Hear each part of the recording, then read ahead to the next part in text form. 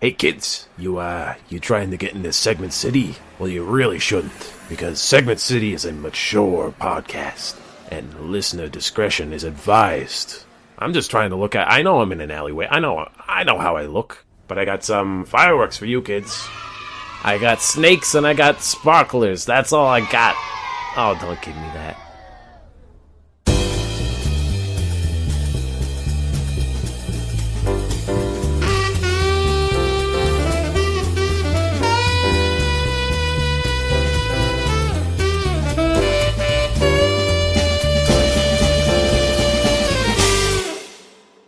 Theo, we just had a great holiday weekend. America, not to we've never been better.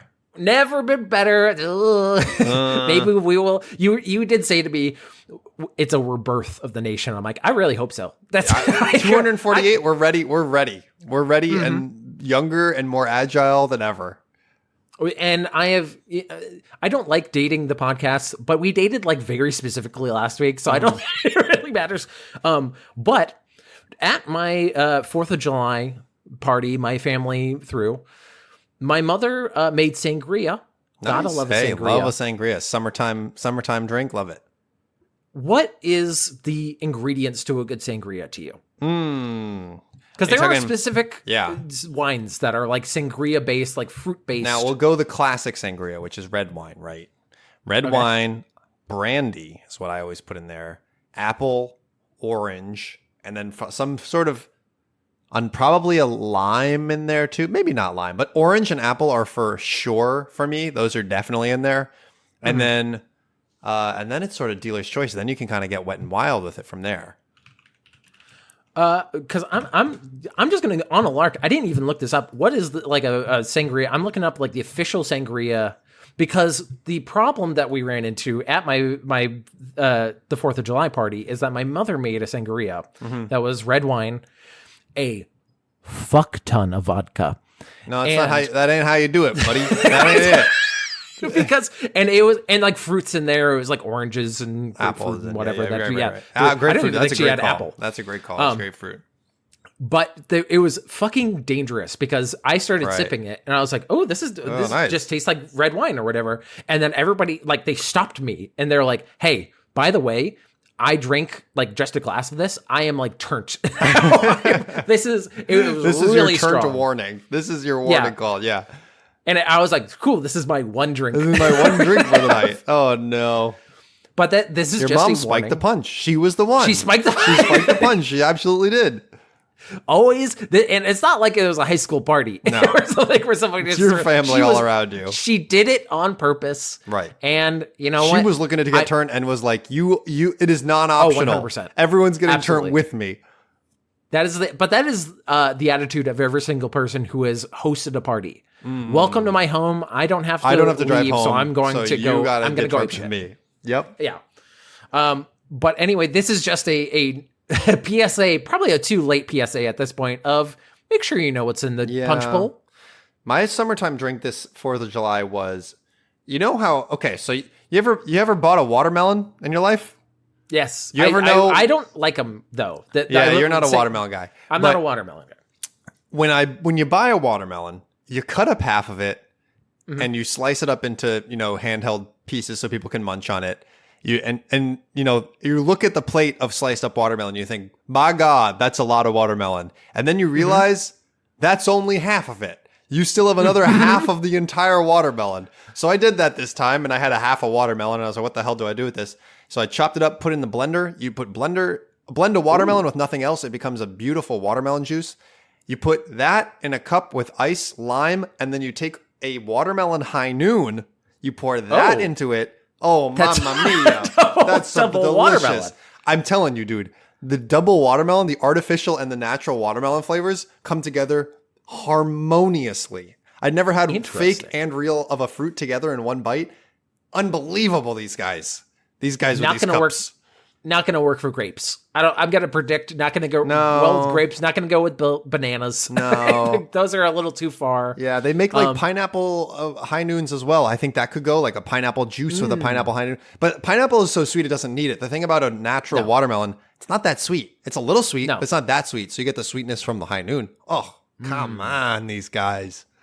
Hey, and here's a foreshadowing of our last segment, which is going to be I Was Poisoned. That's also going to have to do with pineapple juice. So we'll get to that stick later. around. But have you heard of the TikTok trend that's been going on for a while now of people putting yellow mustard on watermelon and saying it tastes really good? No, that sounds, that's sounds absolutely nasty. That's like a barbecue disaster. Oh, you just scowled at me like, so I was just like, so we just ate some possum raw. Like that watermelon with mustard is something like your annoying uncle is like, hey, try this. It's delicious. I've been eating this for years. You go ahead and try it. You try it first. And he wants you to have it because it specifically tastes bad. And he goes, specifically, gotcha. And then he farts and then wafts it into your face. You're like, you son of a bitch. Damn it. I was razzed again. But in Segment City, we only have watermelon with ketchup. Which like civilized people. I don't know if that would be good. Watermelon and tomato? Yeah, I mean, probably not ketchup, but watermelon and a nice sliced tomato. Ketchup is a little bit sweet, so I could see it working. But that's just how it goes in Segment City. And let's introduce ourselves. My name was Will Kane, watermelon hater extraordinaire. Fuck it. Wow. And I'm Theo Sapakos, and half of me, you get half of me, and you're like, wow, that's a lot. And then you turn around, there's a whole other half of me, and you're like, my God, what do we do with this?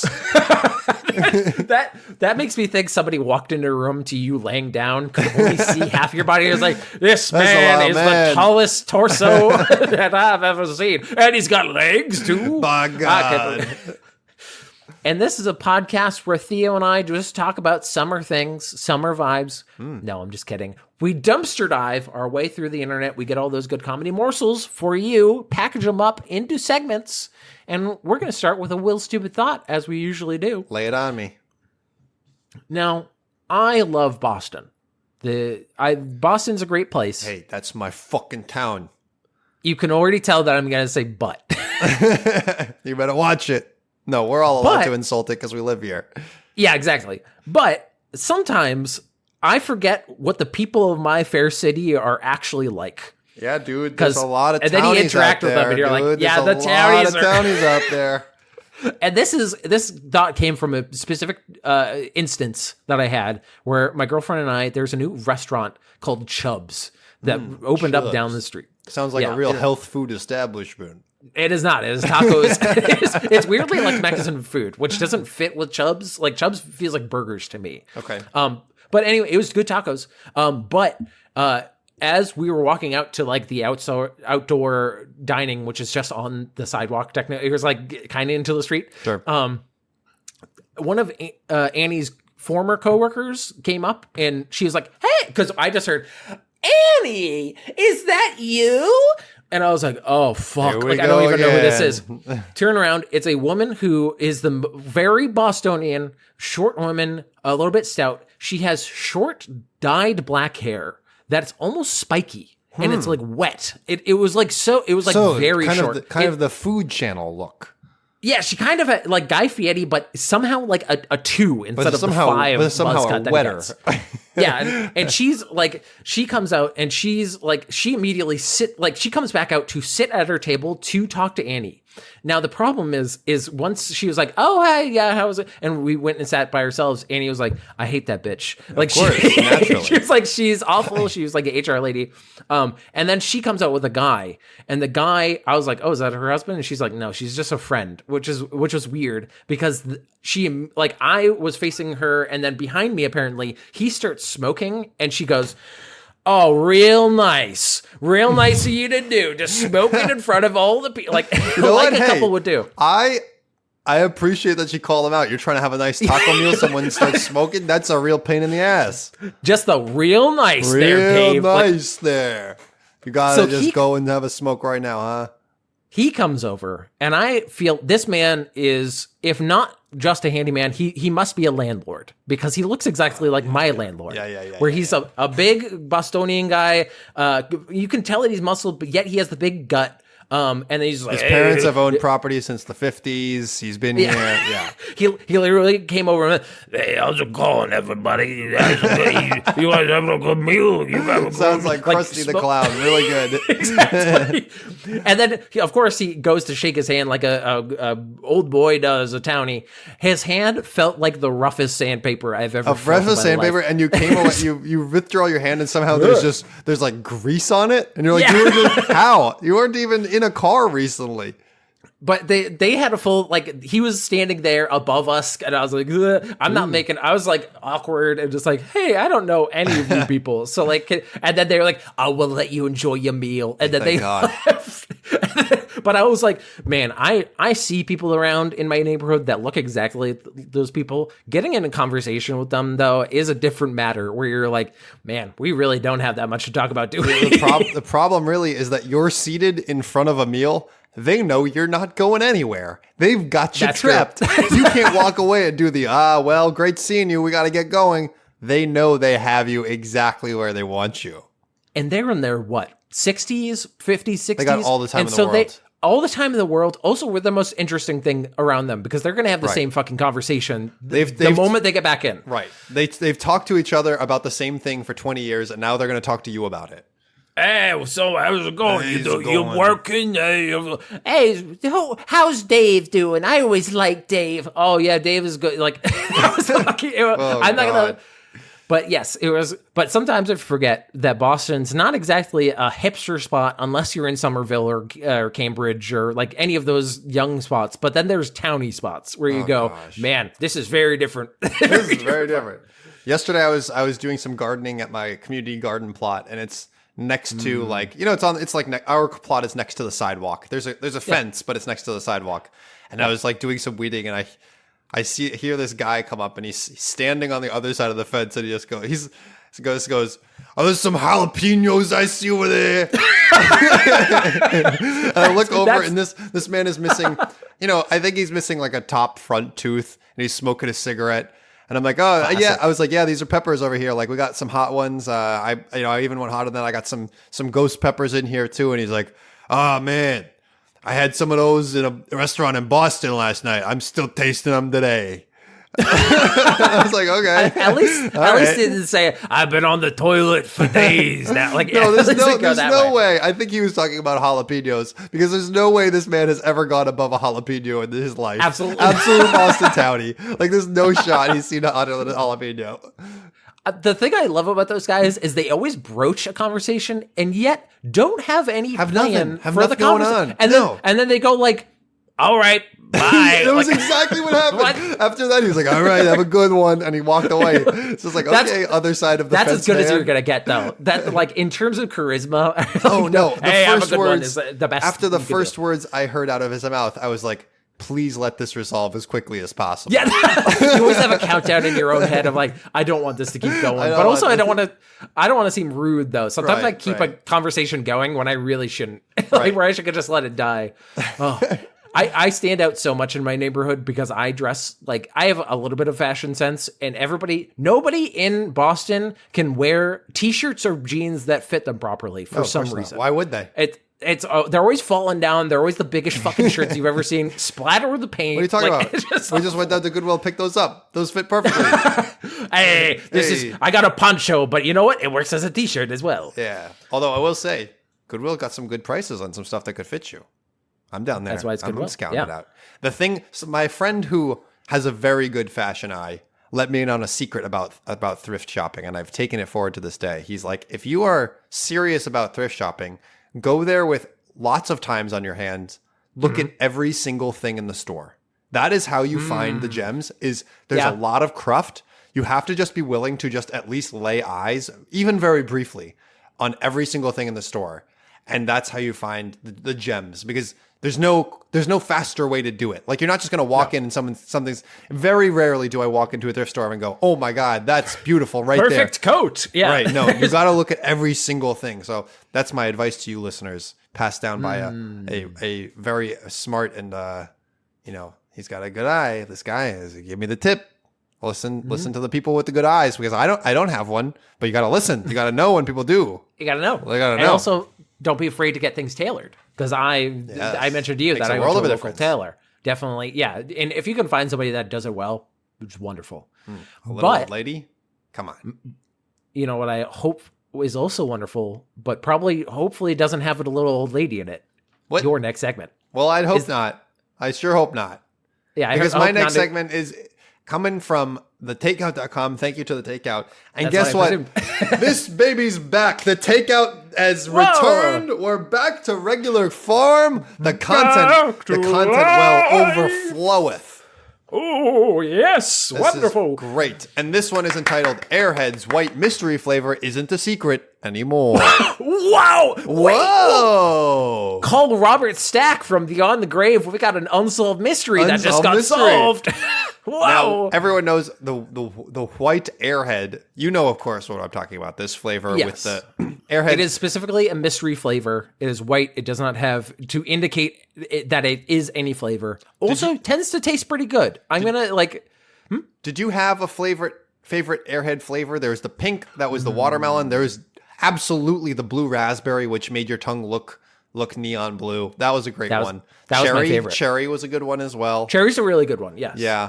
I'm a blue raspberry boy when it comes to those things. Cherry's a close Blue second. raspberry, great. I was a big watermelon guy. Understandably, you are not. I understand that.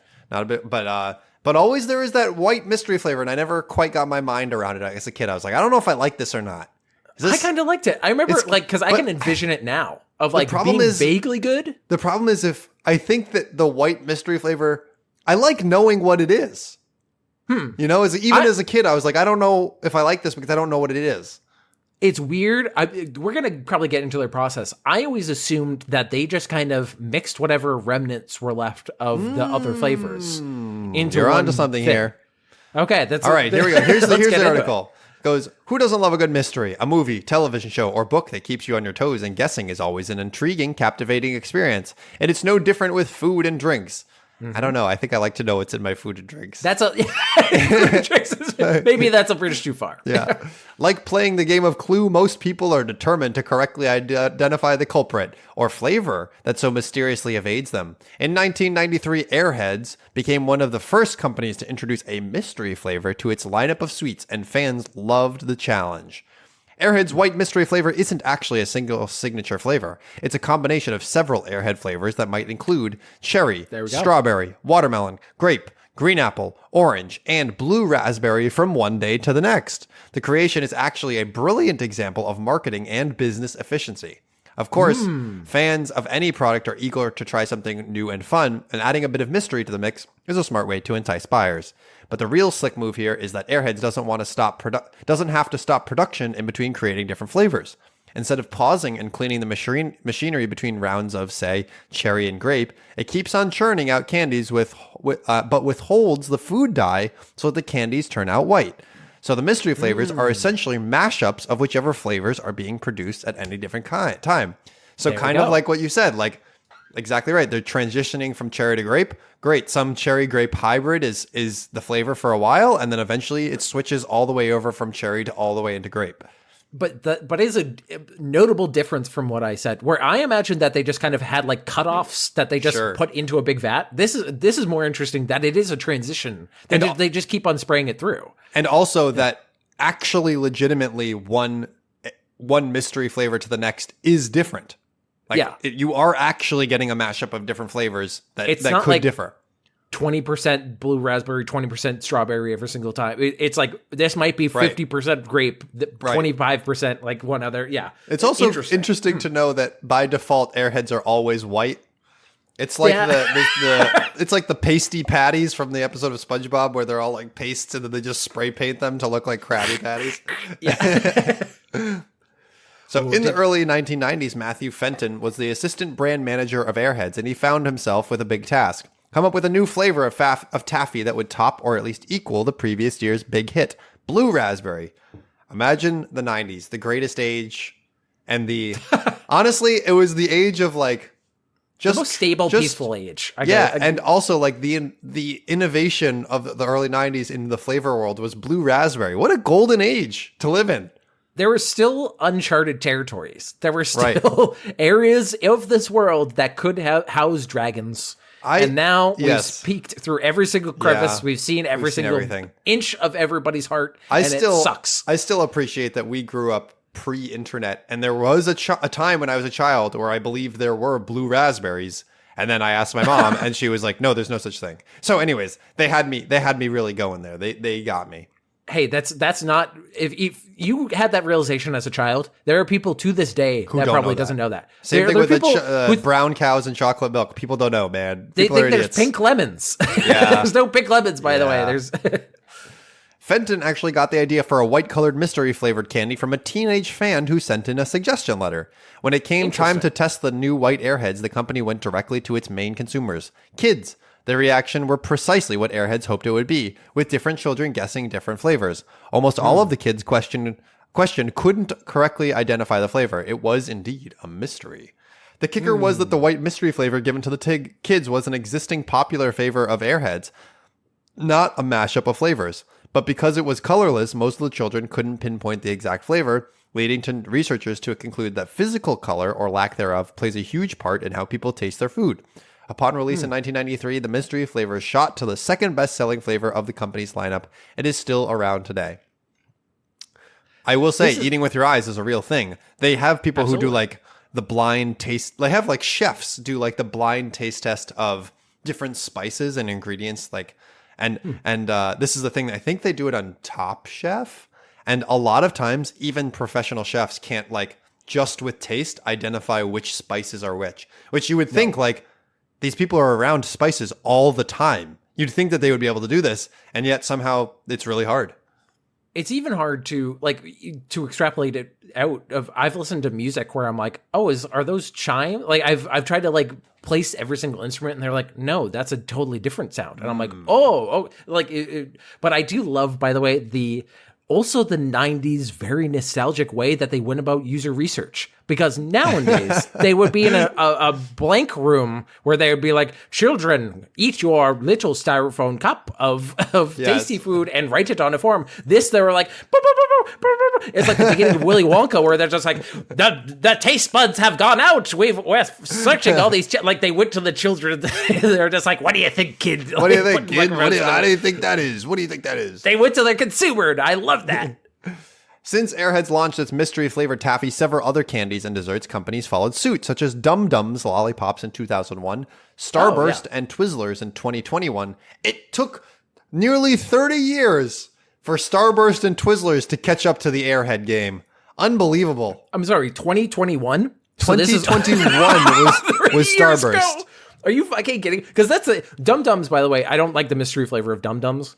Because they have like weirder flavors. It's less successful. I cannot believe that Starburst has not jumped on this train. Like that is the easiest. Also, like, it says here that product basically. It also says that the mystery flavor in Twizzlers was ultimately raspberry.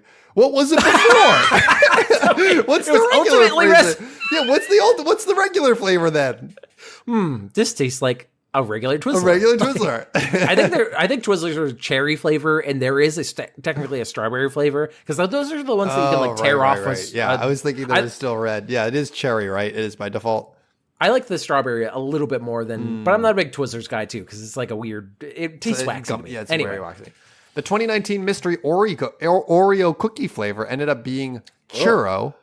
And in 2022, Turkey Hill released its own mystery flavor of ice cream, which was eventually revealed to be blueberry pancake. You'd think you'd spot the blueberries in. You'd think you'd spot the blueberries in there, huh? No? Yeah, these other they're going about it the wrong way. I think they just set a flavor, which it sounds like. Did they set it as churro? This isn't the same. This is a different process than Airhead did, which Airheads was like, when you eat a mystery Airhead, it's going to be a unique flavor because the process of it is different. This is just manufacturing a flavor and slapping it in mystery packaging. Yeah, not labeling it. That's not as fun. I don't like that. I'm also imagining like that Turkey Hill's ice cream, like it was blueberry pancake, but wouldn't you see elements of blueberry and pancake in the ice cream? I'm confused about that. I don't know how the pancake comes into that. That's a weird flavor to.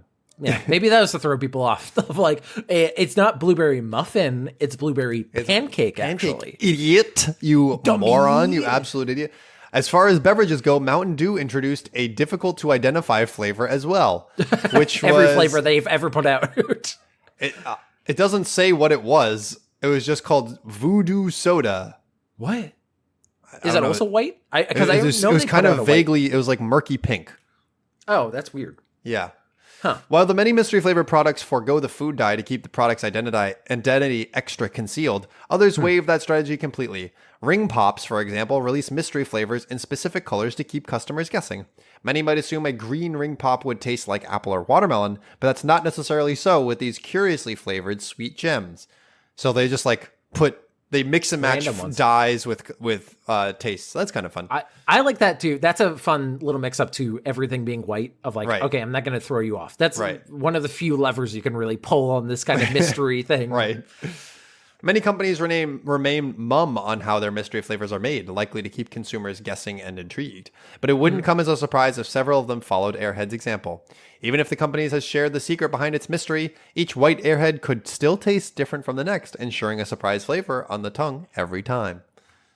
I don't think that's what Oreo is doing because I said churro.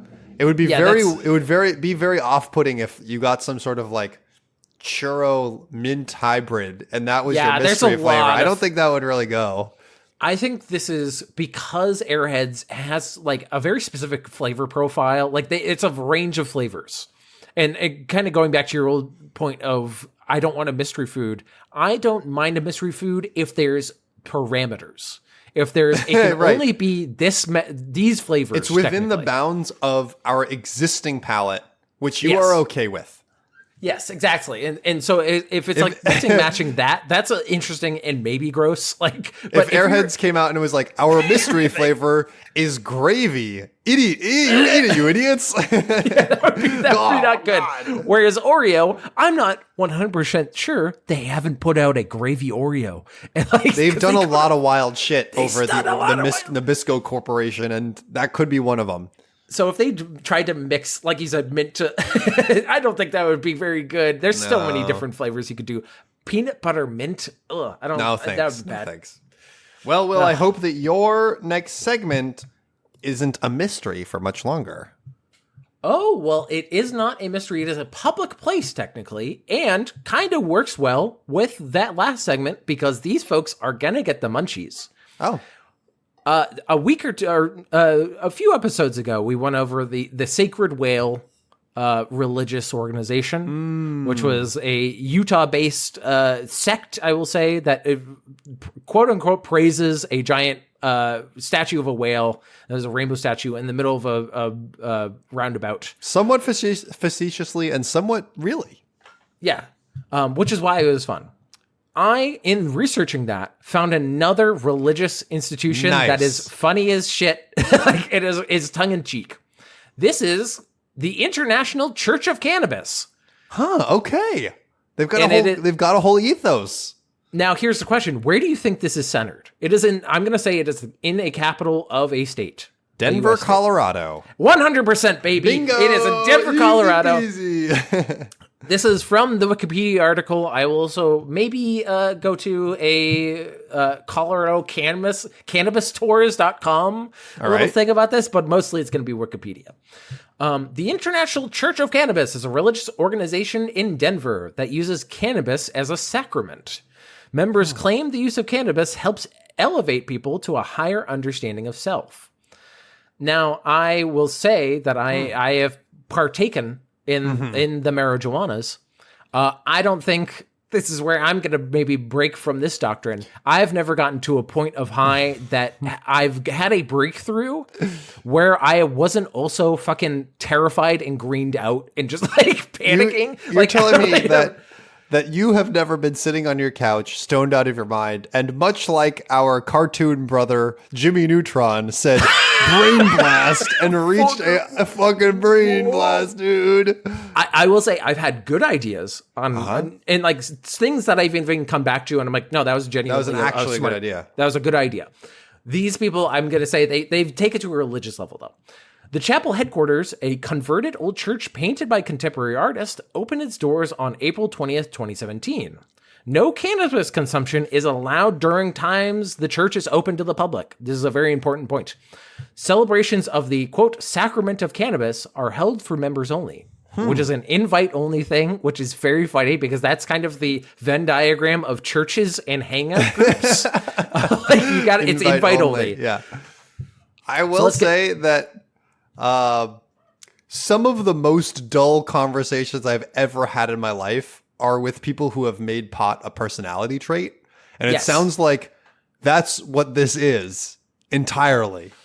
It's a little, I can't speak to the members because 100% I could see people like that. This church is it's a public place and they do some neat things that I would actually come and visit it other than just for the weed aspect of it. Because I'm going to send you a picture of the inside of the church. It is dope as shit. It is like one of those beautiful churches. Oh my God. Yeah, this is beautiful. It is rainbow inside. It was the murals are confusing, but they're very beautiful. Yeah, let me shout out the actual artist because it does come into the article. It has been rated. There are rainbow patterns all on the arching ceiling, reaching up to the roof. There's there's some like hexagonal and sort of like triangular shapes and like patterns, and then there are two murals of what look like two funky characters, like that one both have like children. Yeah, they're but kind they of have birdish, like they have wings and beaks. Their heads are like flat, like a semicircle, like where their face is flat, and then they have cones for faces. Yeah, and one is like different color. One has like rainbow hexagonal shapes, and the other one is just brick pattern, which is very interesting. I mean, they're beautiful. They're confusing, but they're beautiful. Spanish artist Acuda San Miguel painted the colorful surrealist interior with geometric neon colors and images of animals. The artist had previously painted abandoned churches in Spain and Morocco. American artist Kenny Scharf painted the facade with graffiti-inspired murals. So I just want to... That's also in this article, but I wanted to specifically... While we were talking about it's really well done.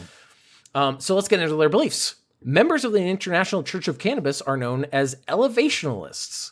Right. They ritually use the, quote, sacred flower of cannabis to accelerate and deepen self-discovery. A member is considered awakened when their cannabis experience becomes transcendental in nature. So I think I'm not awakened. The sleeper is awakened, dude. Fuck, dude. And now I'm going right back to sleep because that's what weed will do to you. Elevationalism claims no divine law and no unquestionable doctrine. It adheres to no specific dogma while following the golden rule, which everybody knows is treat others as you wish to be treated. Okay, that's a good golden rule.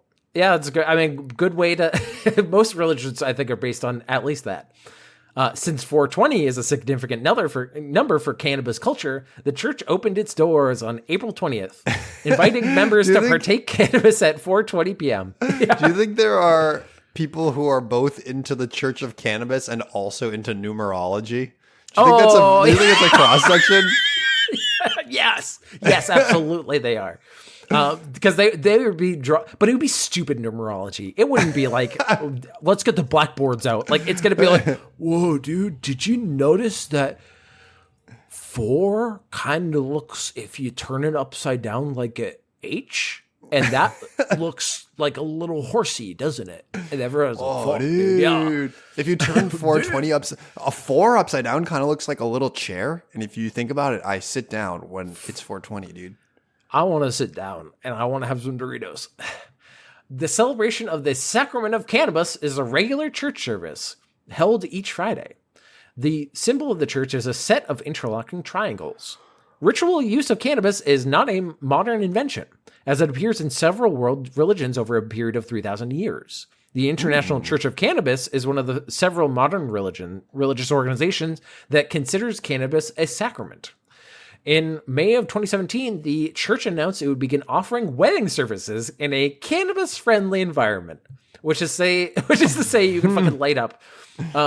The church is open to the public and offers a daily light show and meditation called Beyond, which has become the highest-rated tourist attraction in Denver. No way. The highest rated tourist attraction in Denver. I've watched, by the way, they have a Instagram account, which absolutely go and look at this if you're listening to this podcast, because it's also very fun.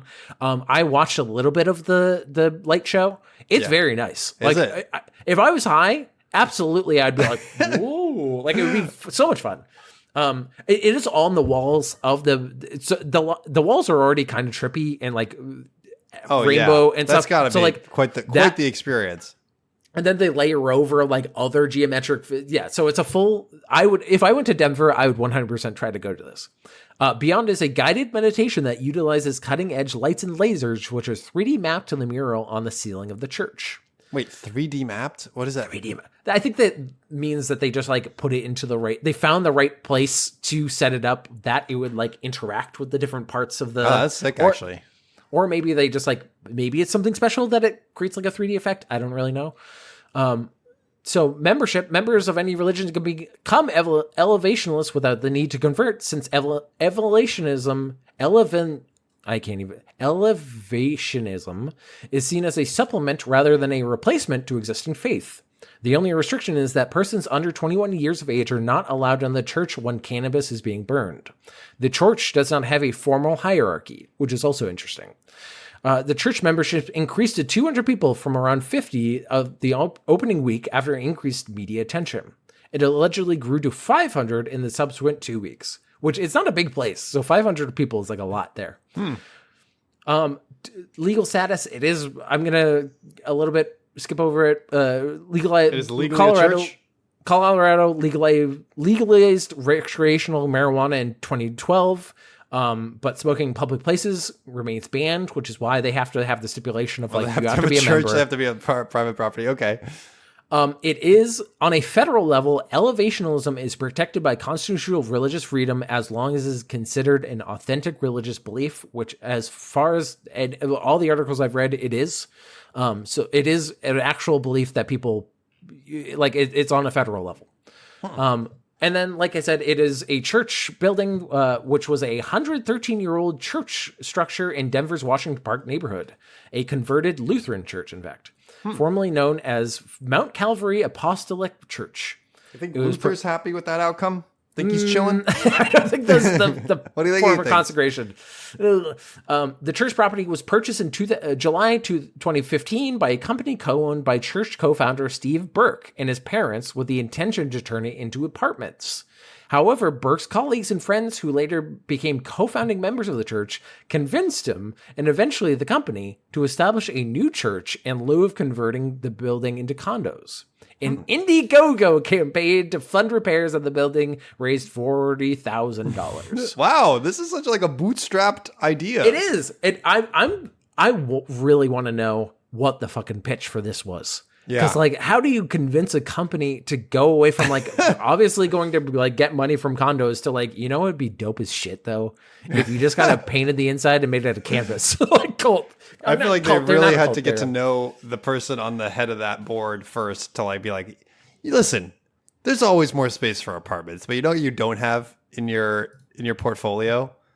A fucking sick ass laser light show, dude. Have you thought about the laser light show, dude? 'Cause you can they do charge for it, but it's like $20, which I'm like, that's not terrible for Colorado. Like, I don't know. On their Instagram, by the way, they say it's $4.19. They are posting fucking memes here. It's $4.19. Don't forget to put milk and cookies out for Willie Nelson tonight, which is great. But anyway, that was a little peek into the International Church of Cannabis. That's great. Let these people out there doing their thing. Yeah. Hopefully your next segment is not going to smoke us out like these fuckers would. Well, it might just smoke us up because it's got a whole lot to do with chicken. Oh. And this one's from thetakeout.com. Thank you. Double dipping in the takeout because they're fucking back, baby. They're back. They're back. And this is entitled Shady Things About Colonel Sanders. Whoa, holy shit. Now, get this guy in front of a military tribunal. He has done war crimes. What has he done, Theo? Now, well, I might be just a simple country podcaster idiot, but I didn't know until reading this article that Colonel Sanders was a real person. I thought he was just a mascot. Am I the idiot? I mean, it's easier to believe that he's just a mascot than he was a real person because at face value, if you told me, hey, by the way, Colonel Sanders was a real person who was born in 1890, I'd be like, that man is undeniably problematic. Like there is no way that we look back at the history of this man and we think with our modern point of view that this guy is a good guy. So is it so wrong of me to think that they wouldn't have put that as their mascot if he was a real man in this modern age? I 100%. I'm surprised I have not listened to a podcast about how terrible Colonel Sanders is. Yeah, dude, we might be the first ones on this. I'm going to say that's not. I don't think that's that absurd of a thought to think that, because like Ronald McDonald isn't a real Clearly guy, not real. but they did have a mascot that looks like the mascot version of Ronald McDonald, the clown, is not who Ronald McDonald. No, he's not named, like the actor playing Ronald McDonald is not named Ronald McDonald. But seeing Colonel Sanders, after seeing his like portrait and his silhouette all these times, it does make him look weird to see him in motion though. Because I've seen footage of him and I'm like, that's the face that's been on every single KFC bucket I've ever had. And also, it looks weird to see him talking. He also wore the Colonel Sanders glasses and like white suit and outfit. That was like actually his look. Like that was legitimately his look. He was an actual colonel, was he? I don't think he was. I don't think so. We'll get into it. Let's not speculate. Here's the article. You've probably been told to avoid meeting your heroes unless you want them to disappoint you. Unfortunately, the same can be said about meeting your favorite mascot. Although most mascots aren't actually based on a real human, and you could never truly meet them, this was not the case with Colonel Sanders of Kentucky Fried Chicken fame.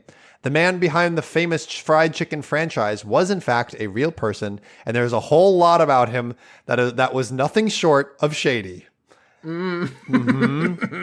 Born on September 9th, 1890, Harland Sanders' life as the founder of America's most popular chicken shop might seem touched with good fortune.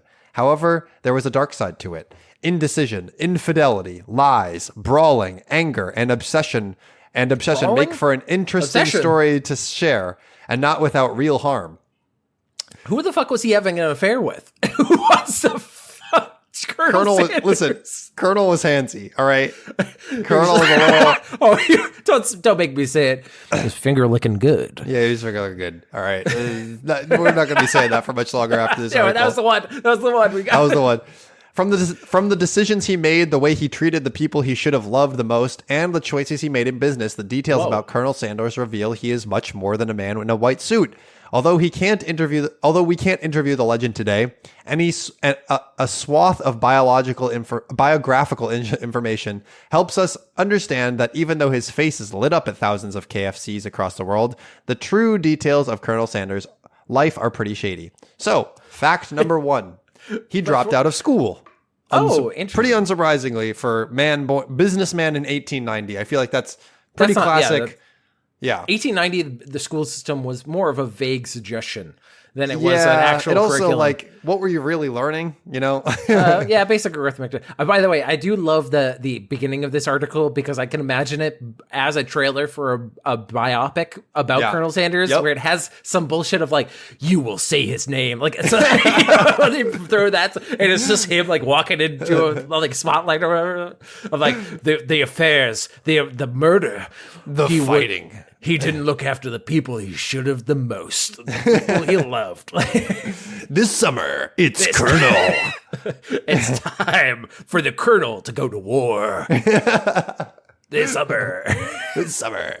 For a man who eventually did so well in business, it may be striking to learn that this suit-clad icon didn't have a complete education. Dropping out in and of itself isn't shady, but the decision to abandon school rather than to build a life in which he could balance the importance of education suggests that Harland Sanders was willing to give up when certain things got hard. It's a decision-making progress that's easy to track across the rest of his life. This may be editorializing, but I kind of... It's an interesting fact. I don't know that I'm going to be like, he really should have stayed in school. It would have been good for him. Yeah, that's what if they didn't have that point at the end of like, this was a continuing thing through his life that he would give up on stuff, then I would 100% agree of like, why are you even bringing this up? Because that in 1890s, that was a normal thing. Especially it's weirder to like get a full college education. Especially this next section. Granted, some of Sanders' decision to leave school was out of his control. The eventual mascot of Kentucky Fried Chicken grew up poor. The family met a fair amount of tragedy in Sanders' younger years. First, his father died when Sanders was 5. The family struggled to get by. Sanders' mother remarried a man who Sanders would never see eye to eye with. This marriage led to Harland and his younger brother to individually leave home. To make it, Sanders needed to leave school to work full-time. However, it seems seems the need to make money wasn't the only reason Sanders left. He explained that the math subject, the subject algebra was introduced into his 7th-year curriculum, but he couldn't really figure it out, nor did he have the desire to struggle through it. All told, the colonel claimed that he lost out in a wrestling match with algebra. As a result, he dropped out rather than balancing work on a farm and going to school to finish out his education. I like that he just got caught up on one subject where he's just like, X equals, fuck, I can't do it. Like, no more. Colonel plus X equals chicken. What is X? It's a franchise. I got it. And I bet people, like, for the rest of his life, he's like, yeah, I didn't really need it. Because, like, that's what a lot of people say is, like, I don't really. But imagine somebody is like, I was balancing the sheets and, Colonel, what does X equal? And he's like, no! No, my ultimate weakness, algebra. I can't do math. Do you think he had stress dreams well into his successful years where he was like, oh, not an algebra test? I mean, I do. And I had more schooling than he did, but still. After abandoning his education when it got too hard, he took a few different jobs before landing in New Albany, Indiana. There, he worked as a streetcar conductor since he was quite a strong and large-looking man who appeared older than his actual age would have you believe. Colonel Sanders looking old? Can't believe it. Because all of the pictures in the article make him look like he was old from the moment he was born. Oh, there's people that are just like that, like Patrick Stewart. Patrick Stewart has absolutely been an old man for his whole life. Let's see. As Sanders tells it in the autobiography of the original celebrity chef, he met a man while working as a streetcar operator who asked him if he would like to enlist and go to Cuba. The promise of good pay was convincing. Although Sanders wasn't old enough to join, he did, even if not yet 16 years old. This is the most turn of the century story I've ever heard. He went to New Indiana, and then he was a streetcar. Yeah, he was newfangled streetcars. He was mistaken for being old enough to join the army, and was said, "Hey, you want to go to Cuba?" And he was like, "Yeah, all right, seems fine." I love that they're just like, would you like to go with the Rough Riders? Would you like to hang out with Roosevelt? President Roosevelt himself is going down to Cuba. Would you like to join him? No form of documentation or anything. He's just like, all right, then get on the boat, kid. How much do you weigh? 200 pounds? That's good enough. Good enough for me. We're weight-based here. In his autobiography, Sanders seems wholly coy about whether his age was ever asked, but does admit that if it was, he lied. In Cuba, he worked in the quartermaster's corps, but since the conflict cooled out in less than a year, he was only in the army for a few months. Though he never served as a colonel, Kentucky Governor Ruby Laffoon, what a name! Kentucky Governor Ruby Laffoon, what a guy! The political counter things they rate themselves. It's so close to buffoon. His name's Ruby Laffoon. Rube Buffoon is fucking name. That's the easiest. Ruby Buffoon. Oh my God. Let's see if I can make it through this sentence. Although he never served as a colonel, Kentucky Governor Ruby Laffoon bestowed this honorary title in 1935, almost 30 years after he enlisted in the army. What? So he wasn't 45 years. He wasn't 45 years old until he became an honorary colonel. Yeah, so he wasn't actually a colonel. No, and then of course not. They don't get into what happened to this governor after, but he 100% got caught up on gambling charges because there's no way it's not like Ruby Laffoon is coming in to gambles. Oh, there it's all gone. All my money. There we go. He dropped it all on the floor and then spilled hot sauce all over it. Looks like it's the end of Ruby Laffoon. No more money for me. When changing jobs frequently, sometimes Sanders would quit, but other times he was fired, revealing a serious issue with long-term commitment. Returning from Cuba, he began as a blacksmith's helper as part of the Southern Railroad in Sheffield, Alabama. So this is the most turn of the century because he went from new age to like, welcome back to the railroad, everybody. Like he went from streetcar conductor to deployed in Cuba to in the railroad business. Yeah, that's 1800s as hell. After a couple of months, he went to Jasper, Alabama to clean locomotive pans and then was a fireman in the North Alabama Railroad. Ultimately, he would lose that position. Next came a string of employments at Norfolk and Western Railway, then Illinois Central Railroad, followed by Rock Island Railroad, before going to Little Rock to study law and eventually practicing with the Justice of the Peace Peace Courts. Ultimately, he left law to go back to the railway work with the Pennsylvania Railroad. He was a practicing lawyer, and then was like, not for me, too much algebra, back to railroads. Oh, so he graduated. Like he was practicing with the Justice of the Peace Courts. Oh, so I thought he flunked out again. I thought he just left school. That's fucking insane that he was hiding. I'm such a simple country lawyer that I don't even think I should be a lawyer, everybody. I think I'm too simple for this. I motioned to excuse myself so I might munch on some wings and thighs. The judge is munching on the chicken and he goes, yep, go ahead. Approve. Growing weary with cleaning privies, he began working with Prudential Life Insurance Company selling insurance before eventually running a ferry boat company, followed by the office of Secretary of the Chamber of Commerce in Columbus, Indiana. What? How many careers has this man had? He was just a wandering soul. Yeah, I guess so. In a steep turn from ferry boats and Chamber of Commerce, Sanders manufactured and sold farm lights. Unfortunately for Sanders' pocketbook, this didn't pan out, and he ended up losing the business. From there, Sanders worked with a series of other companies and jobs, Michelin Tire Company, Standard Oil, and delivering babies before returning to True Food. This is somebody that I'm like queuing up jokes. This turns out won't be my last. Turns out we don't actually need lights because cows can see in the dark. No more farm lights for us. And then imagine Colonel Sanders, him poking up from your, like, as a pregnant woman, over your belly, going like, push. Could not believe it. Oh my God. For someone who has been on the KFC bucket since 1952, Sanders demonstrated a lack of obligation when it came to holding down a job. He was a wandering soul. Definitely a wandering soul. All right, next section. For a few years, Sanders spent studying and practicing law. He showed a lot of promise, until he didn't. In the autobiography of the original celebrity chef, Sanders simply writes, I decided I didn't want to be a lawyer anymore. Of course, like any juicy story, there was more to it than suddenly up and ending a whole legal career.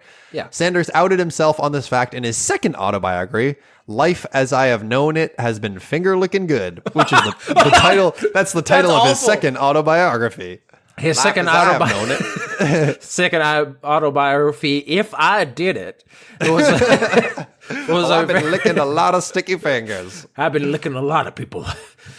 Though he left school with only a 6th grade education, Sanders was able to practice in the Justice of the Peace Court. At the time, it did not require that lawyers pass the bar. Though in the cases were relatively minor, Sanders found himself in quite a pickle with a client, D. Scott.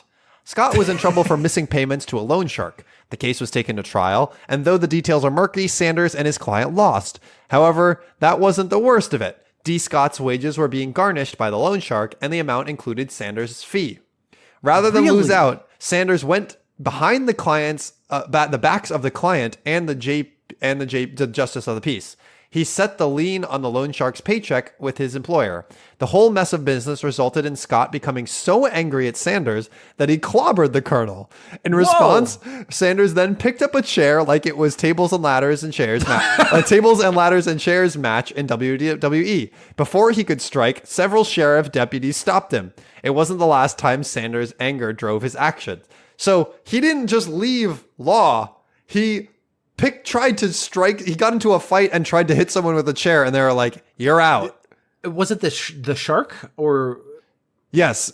Yeah. Okay, he tried to, because I thought it was going to be like, you see, Your Honor, my client D's nuts. Oh God! He just like packs his suitcase up and he just walks out of the courtroom and like never returns. Right. So basically, he represented this guy. The guy was the loan shark was garnishing this guy's paycheck, which is insane by itself. I don't think I've never heard of that ever before. So that's a crazy thing. So the colonel used his limited legal power to go and set a lien on the paycheck of the guy he was representing. Yeah. So that he could take money from the guy he was representing rather than talk to him. That's crazy. Yeah, that's shady. That's crazy. That's a weird lawyer thing to do. Wow. Next section. In his later autobiography, the 1974's Life as I Have Known It Has Been Finger-Licking Good, Sanders mentions but doesn't really address the incident in which he got caught up in a turf war and shot at his own competition. But it's a shady thing that happened to Sanders. As Sanders tells it, one man was killed, and in self-defense, I shot a man who killed the other fellow. What the fuck? This is where it's... What? I did not imagine Colonel Sanders to say, I shot a man. I shot a man. Sorry. Yeah. And I put his body into the cutting machine, and you know what? People have been eating his thighs for days now. He calls this a shooting scrape and explains that since relatives of the affected were still alive, he preferred not to talk too much about it. Yeah, you don't want to disrespect him. The full story feels very in line with the winding tale of Colonel Sanders' life. Yeah. While running his gas station on Highway 25, Sanders had a large sign painted to direct customers to his station. His competitor, Matt Stewart, was not a fan of the sign, since Stewart also had a station just down the road. Of course, the two were competitors. Rather than just leaving Sanders be, Stewart repeatedly painted over it, which would prompt Sanders to paint over Stewart's job and threaten to shoot him. Eventually, Sanders and two Shell employees were able to catch Stewart in the act. The resulting gunfight took place over the sign. One Shell employee was killed, and Stewart took some shots, too. In the end, Stewart was charged with murder, while the remaining Shell employee and Sanders got off free. This gas station became the first of Sanders' restaurants. What? That's a plot twist. That's where KFC started. It's like a civilization game where he brought in his troops, he fucking bulldozed them over, and he's like, this is my station now. I like that he just like, what a shootout over the stupidest bullshit. That, of course that would be what it would be about. Of course it was. Why would it not be? My competitor Popeyes, I have to have my gun because every time he just pulls out some spinach and he goes, "Oh, I'm gonna kill you, you fucker!" and he comes over his big arms and he tries to punch me. All right, next section. Colonel Sanders may have had more careers than you would have ever imagined, but he also was pretty shady in the relationship world. Oh, I thought they're going to list more careers. I was about to get really mad. I think we're finally done. Okay, he's leveled out. I think so. In fact, his wife Josephine grew so frustrated with his job hopping from position to position, she opted to live with her family for a period of time. In Life as I Have Known It, Sanders' brother-in-law wrote Sanders to saying, Josie's at home with her folks where she ought to be. She had no business marrying a no-good fellow like you who can't hold a job. This apparently was quite difficult news for Sanders, and when he discovered that even his furniture had been distributed amongst the neighbors, he devised a plan to kidnap his children. Whoa. His plan was to hang out in the woods, waiting for the children to come out and play outside of the King family home. Then he planned to head out of town via train, kids in tow. This didn't happen because the children never came out. Sanders seemed to think better of his plan, approaching the home, and made amends of some kind. The two would come back together, but the marriage wouldn't last. In the end, Josephine and Harlan divorced after they raised their children. The colonel went on to marry Claudia Price, his former mistress.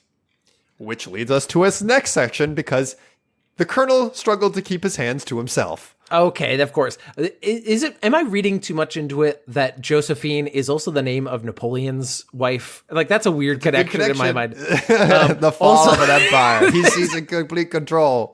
This man has been reading too many fairy tales, by the way, where he's just like, the kids are obviously going to come into the woods, like Hansel and Gretel. And whatever he's like, what do children love? Clowns. They love clowns. Maybe I dress up like a clown and hide in the woods. A bunch of news articles are written about clowns in the woods. All right, this current section. Though it's hard to say exactly why someone decides to look outside of marriage for an intimate connections, with Sanders, the excuse seemed to be that his first wife, Josephine, showed no interest in a physical relationship with him after the birth of their 3 children.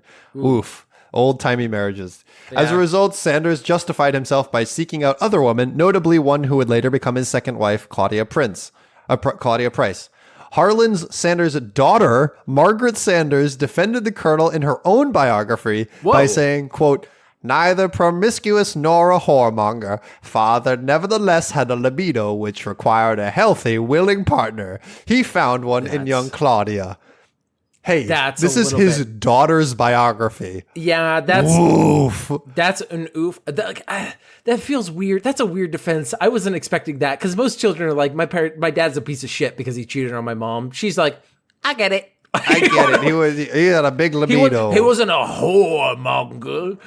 he wasn't out with a different woman. He was just out with the same woman that he ended up marrying. Thank you very much. So it's good in the eyes of the Lord.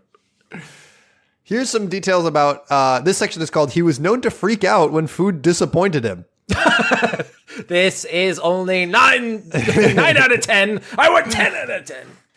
Even after Colonel Sanders sold KFC in 1964, he remained on the board of directors. Within the organization, he was well respected for his culinary knowledge and would make stops at different stores throughout the country to assess the quality of the product. KFC executives seemed to appreciate the Colonel for what he did, but rumor goes that they were also quite terrified of him because the poor food quality would set him off like nothing else.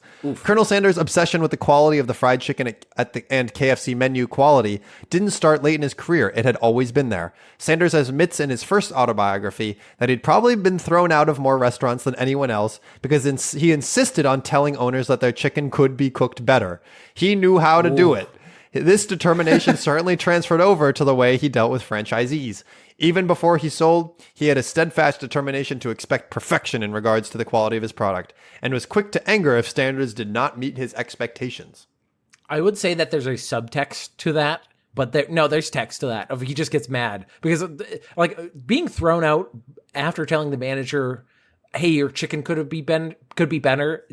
That feels weird. But in the context that he was probably shouting that is like, then you would be kicked out. I don't think you would be kicked out just being like, "Hey, I think you could do better chicken. Like, this is how I do it. Maybe you could learn from that." Like him being like, going as far as being thrown out. Yeah, being thrown out is like a big thing.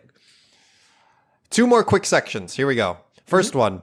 Some might argue that wearing the same clothing day after day allows you to focus more on the important things. It cuts down on the required decision-making, but it also institutes something of an identifiable uniform. Think Steve Jobs and his iconic turtleneck, for example. Yeah. Colonel Sanders turned himself into a caricature by wearing the very same thing for at least 20 years of his life. He actually had different weighted coats for the summer versus the winter to help ensure consistency. In the winter, he wore wool, but in the summer, he enjoyed a lighter cotton suit. This way, he would never be seen without that iconic Colonel look in public. I'm surprised he didn't go with, like, linen.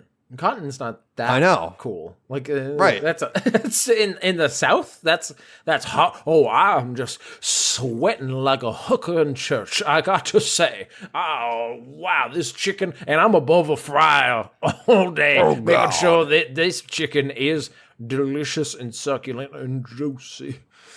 And finally, our last section.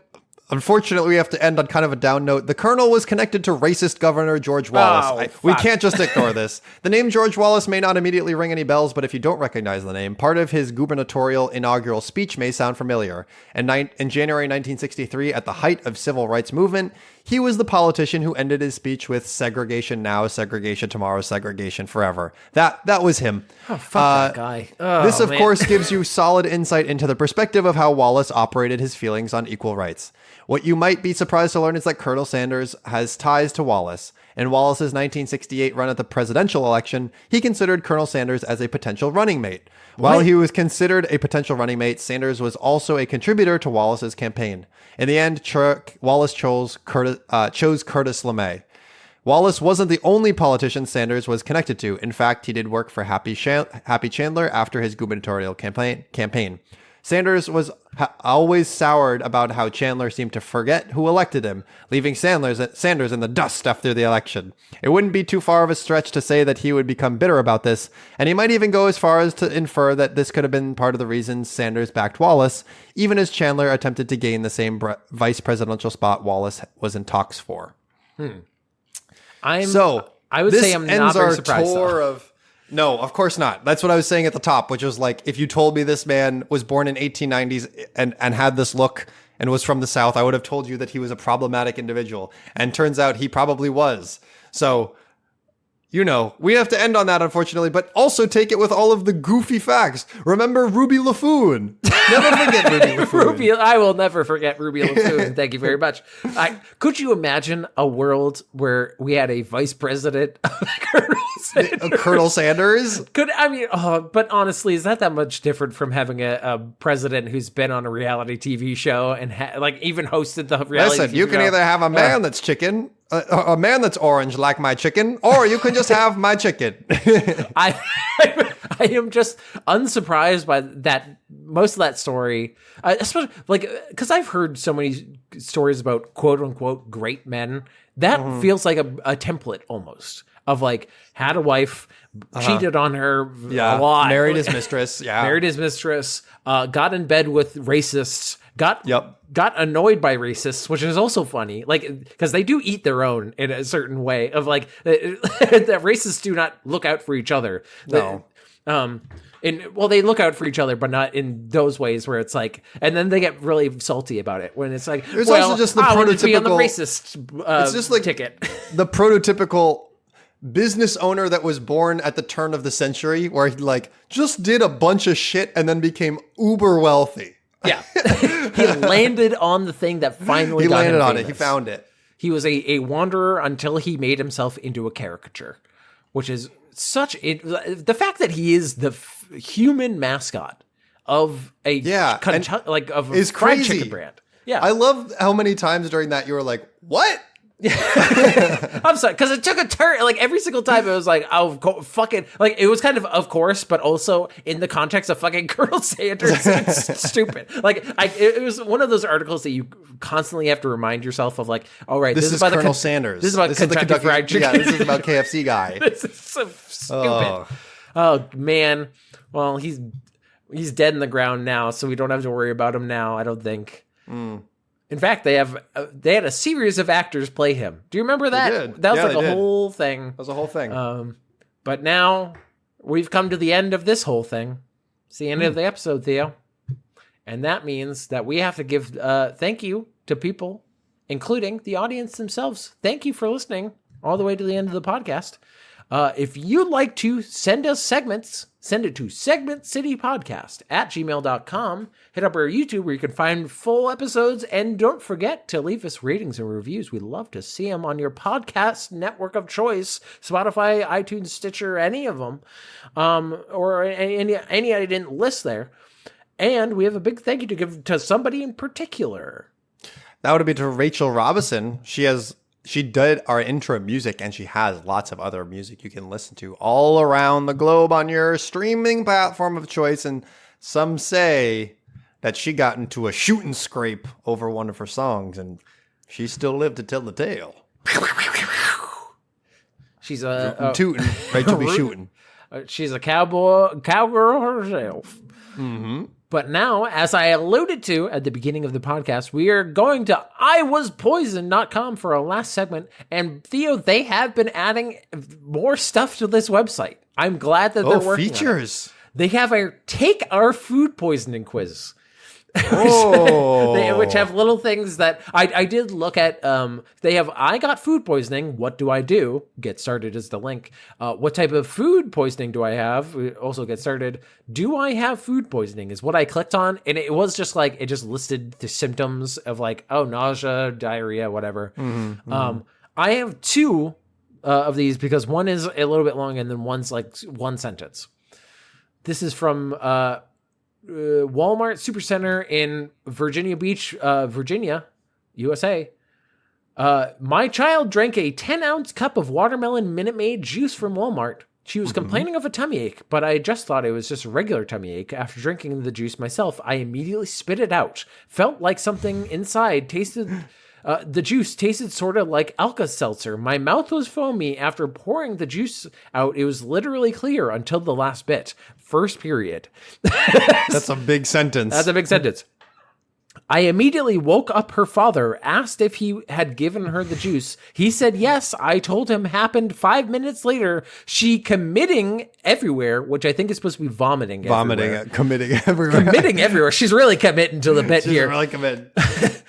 So much it scared me. We called 911. She's only 2. I'm still wondering, gee, what was going on with the juice? We always drink it, and my child is sick from it. They actually wrote, gee, what was going on? Wonder, gee, what was going on? I wonder, gee, what was going on? I think that was just a type of wondering.